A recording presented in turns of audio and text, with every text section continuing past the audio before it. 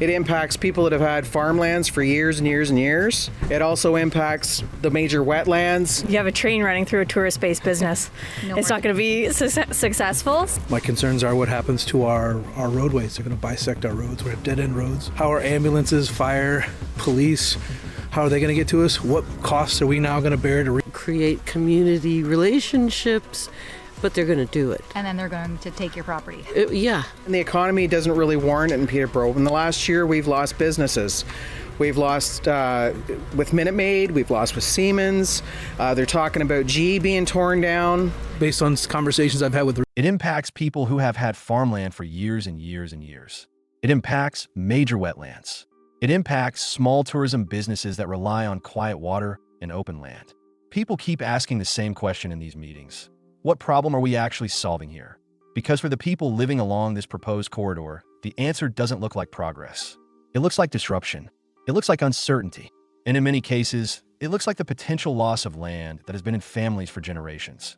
Right now, Canada is pushing forward with a proposed $90 billion high-speed rail project branded as Alto, a line that would connect Toronto to Quebec City and run trains at speeds approaching 300 kilometers per hour. On paper, the pitch sounds bold and visionary. We're told it could move roughly 18 million passengers per year, reduce travel times across the corridor dramatically, lower emissions, and modernize Canadian transportation. That's the presentation Canadians have been hearing. But when you step away from the press conferences and the polished announcements and walk into the actual communities along the proposed route, the tone changes almost immediately. Instead of excitement, there is anxiety. Instead of applause, there are questions. Because once the maps are drawn and the route is finalized, the line doesn't run through empty space. It runs through land that people already live on, farm on, work on, and depend on for their livelihoods. In places like Peterborough and along Rice Lake, residents are being told that the corridor under study could slice directly through privately owned farmland, resorts, hunting land, and homes that have been held in families for decades. These are not vacant parcels sitting and used on a planning map. These are century farms. These are retirement homes people spent their life savings building. These are tourism businesses that survive in the natural quiet of the lake and surrounding countryside. When residents show up at community open houses to hear more about the project, the same concerns come up over and over again. Some people own tourism operations on Rice Lake that depend entirely on the environment remaining peaceful and accessible. Others operate farms that have been passed down across multiple generations. When they look at the maps being presented, they see a proposed rail line cutting straight across the center of their properties. And once that process starts, there's no rewind button.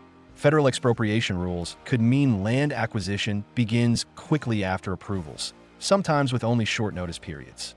For families that have lived on their land for decades, the idea that a strip of it could suddenly be taken for a rail corridor is difficult to process. Supporters of large infrastructure projects often argue that concessions are inevitable when building something this big. Major national infrastructure requires land, and land has to come from somewhere. That argument has existed for every highway, airport, or pipeline ever built.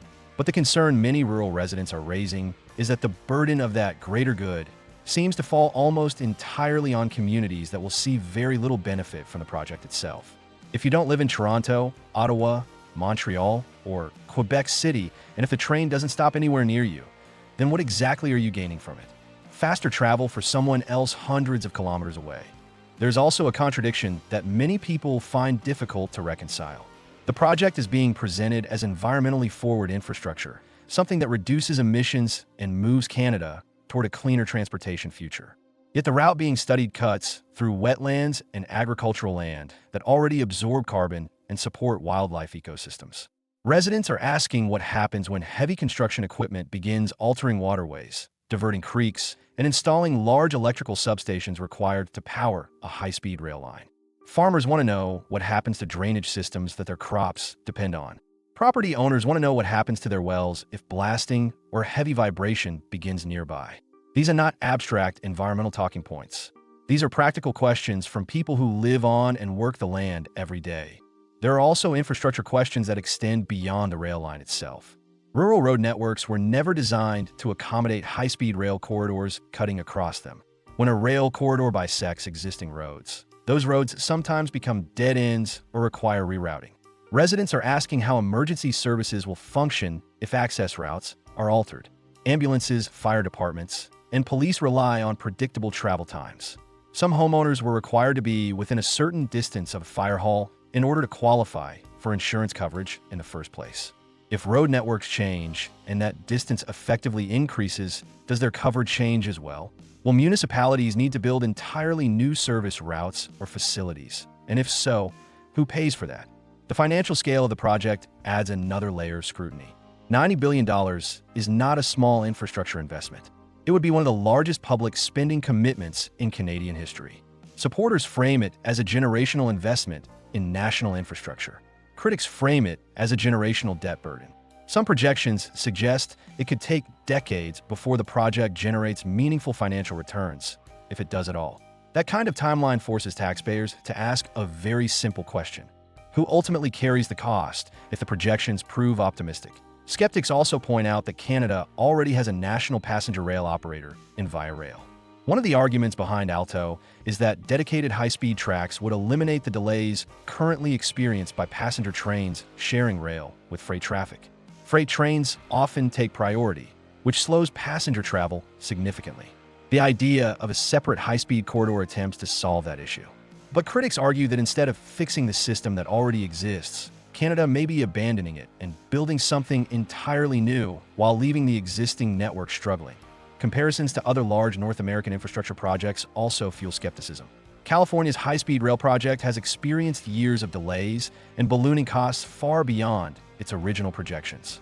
Toronto's Eglinton Crosstown LRT ran billions over budget and years behind schedule.